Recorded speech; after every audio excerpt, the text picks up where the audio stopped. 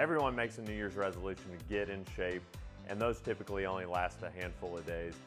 Why not start working on getting your finances in order? Whether you're ready to look at buying a house in the next year or two, or you're just wanting to get your finances fit, here are some tips that you should start working on for 2023. So first thing that you should do when getting your finances fit is actually sit down and go through all of your bills that you're spending on a monthly basis. That could include all of your subscriptions for TV services, to Apple products, to whatever it might be. Actually figure out what that monthly cost is to you. So then you should actually sit down and look at an activities goal of things that you like to do, going out to dinner, going to sporting events, going to watch movies, whatever it might be. Actually go through that and figure out what your monthly cost would be. Once you've completed this list of going through and figuring out all your monthly expenses, now we can start planning for what your actual financial goals will be by utilizing that information as well as what your actual income is on a monthly basis to start figuring out how we can save you more money so that when you are ready to buy that house, you're in the best financial position possible. The next step is actually getting your credit in line. And it doesn't matter if you've already got a 760 credit score or you're at a 580 credit score.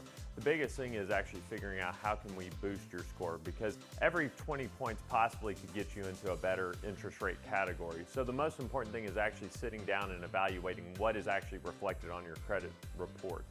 I had my identity stolen, and I found out because I was checking my credit score. So I do tell you to go through, see if there's any collections that you're not aware of. But also, more importantly, on your credit cards, going through and determining, am I over 50% usage on this particular credit card, because those things can drag down your score. Secondly is making sure that you actually are paying that credit card on time, because all of these things will translate into you being able to buy a house, or more importantly, get a better deal on that house when you are ready to buy.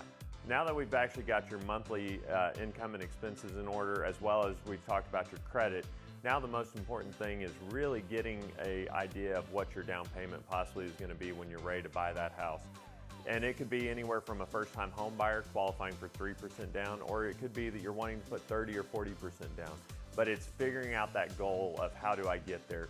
Because if you jumped in your car today, you're not going to drive directly to California because you want to go on vacation. You're actually going to map it out and figure out, okay, what are my potential costs to get there?